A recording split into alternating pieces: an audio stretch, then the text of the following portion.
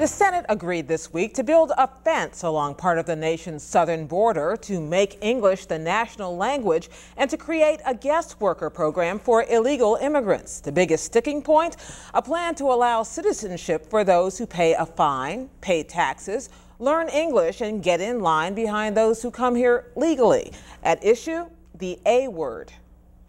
What I've just described is not amnesty.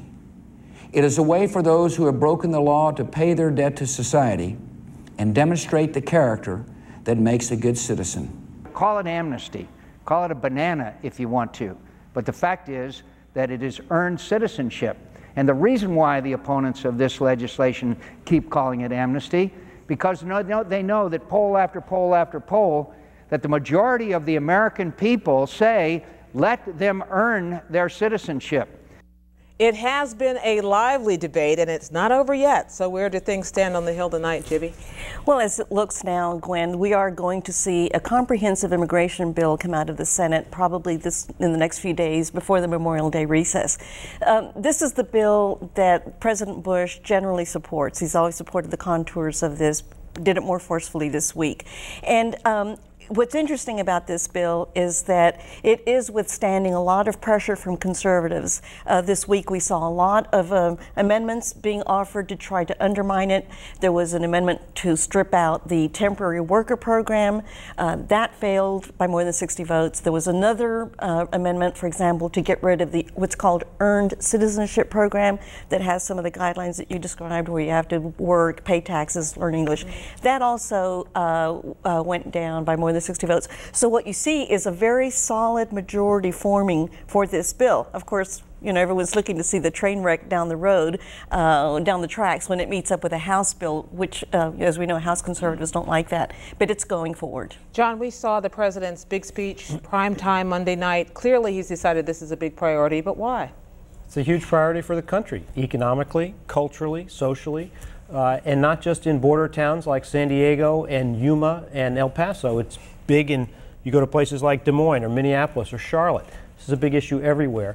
And it's also something that the president is consistent with his personal history as governor of Texas. The politics are tough, but the politics of everything are tough when you're at 33 or 35%. And what we've seen in this president over the last week or so is a strong effort to try to make sure that they at least get something out of the Senate. He's showing a bit of that compassionate conservative side that we saw in the 2000 campaign. You know, there's been a lot of emphasis on his tacking to the right this week with sending guard troops down to the border, but he's also hung tough for that guest worker program and made a strong statement about how the dignity of those trying to advance their families and get better lives for people. He talked about that in the 2000 campaign. If you're going to go down fighting on an issue, you're better off fighting for something that's consistent with your principles and makes you look good. He's used the term lawful and welcoming. It seems to me that that was that somewhere that was cooked up very carefully. Well, and he tried to sell the idea that the goals are not in conflict. One of the issues that has come up on the right is that they are in conflict. That you're rewarding law breaking, and if you do that, only bad things can result. But the president's trying to say that if you can get control of the border, and we have to acknowledge that it's an open question as to whether even these steps that he has outlined could do that. But get control of the border while also making sure that we don't pretend that we're going to kick 12 million people out who are here illegally and do things of that nature. And let me tell you why that's important too, the way he's been phrasing this debate. The House conservative Republicans, a majority of the House Republicans do not like the president's immigration policy, and they want only a border enforcement bill. So what you saw the president doing this week is saying, I'm going to send 6,000 National Guard troops to the border to try to win support from those who oppose his plan. The problem is that he really didn't gain that much on the House side. What he did on the Senate side, though, was give the senators confidence that he's behind them and that they will get their bill done. By the way, 6,000 National Guard on the border, what kind of difference does that really make when you're talking about an immigration inflow of the enormity that we're talking about here? Well, the interesting thing about the program is that the Guard troops are going to be sent in 2-week rotations. This is really part of their annual service requirement that they have to do. And they're going to be sent in a secondary role so that the Border Patrol agents who are trained to do apprehensions can be sent to the front lines. And this is important in President Bush's relationship with the Mexico President Vicente Fox, who protested that he was afraid they were going to, the United States was going to militarize the border. And if you noticed in his speech Monday night, he very specifically said, "We are not militarizing the border. Mexico is our friend." To really get control of the border in a serious way, you'd probably have to have 600,000 National Guard troops, but they're simply not going to do that. This is a gesture by the president, a statement of commitment that he's going to place more emphasis than he has in the past. But I think some on the right are starting to push back a little bit. There was a column this week by Charles Krauthammer who said this is just not a serious proposal.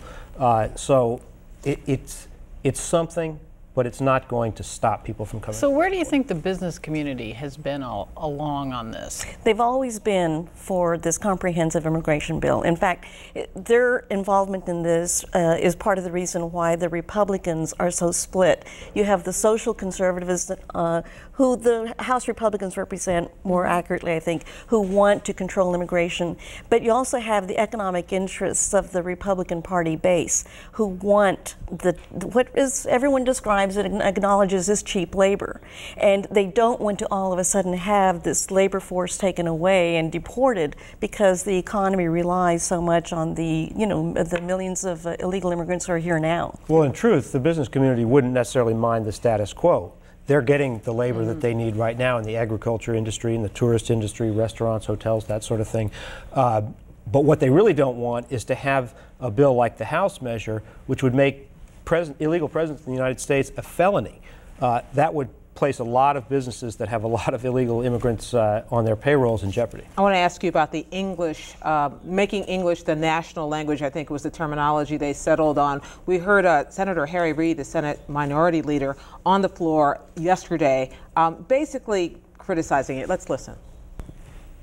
While the intent may not be there, I really believe this amendment is racist. I think it's directed basically to people who speak Spanish. Now that's a tough word to use on the floor of the Senate, and in the context was the amendment was sponsored by Senator Inhofe of Oklahoma. And the Washington Times reported today that a note was passed to Senator Reid right after that, and Senator Reid then came back and said, "I just want to make clear I'm not calling Senator Inhofe a racist," but still the word was out there. Well, and it reflected the ethnic tensions in this debate. Yeah. If you look at the mass demonstrations that we've had over the last several weeks, what have been some of the criticisms of the opponents? That they were carrying Mexican flags and the rallies were bilingual and signs were in Spanish. So just the use of the English language has become a real issue, and President Bush has been emphasizing that you need to learn English, and the Senate bill says that if you become a citizen you have to learn English to further assimilation. But it's still touched on a nerve. One of the problems that the critics of the Inhofe Amendment had is that while it does not change current services, people will still be able to get bilingual or trilingual ballots and government documents. What they were afraid of is that it would take away protections for future services that are not currently covered by law. So there was a second amendment that was also passed by Ken Salazar of Colorado that said that English is the unifying language. Which I don't know what that meant. Well, what they're trying to do is soften the national. Yeah.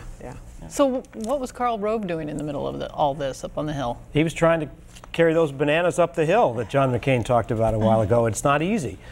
Trying to move some of those House members. As Gebe said, we're going to get a bill in all likelihood through the Senate next week before Memorial Day, and then it gets tough when the House and Senate start to negotiate and they try to see if they can bridge the gaps. A lot of the House members are digging in. J.D. Hayworth, who took a ride with the president on Air Force One down to the border this week, immediately blasted his speech as soon as the president gave it, said he's not going there, can't support a guest worker program until the border is first secure. So we may have a months-long discussion. There's some talk about settling it after the election when political passions have calmed a little bit. But I talked to a Republican senator this week who is for the president's position, who's pretty pessimistic about this, and said, essentially what we're doing now is trying to get ourselves into a position that we can let this debate rest and take it up again next year. And the one thing I think to remember is parties tend to be defined by the president. And if you're a Republican, like President Bush, like Karl Rove, who worries about the long run, worries about courting that Hispanic constituency over the long run, you're comfortable with the fact that the president has stood up for the guest worker program even if he doesn't get it this year. Let me tell you one thing real quickly about the mood of the House Republicans. You know, if you think back to when they were being asked to pass the Medicare legislation, they didn't want to do it. A lot of the fiscal conservatives did not want to do it. But the White House went to the Hill and said, you need to do this out of loyalty to the president. What I heard this week was they better not play that card because it's not going to play this time. No more. No more.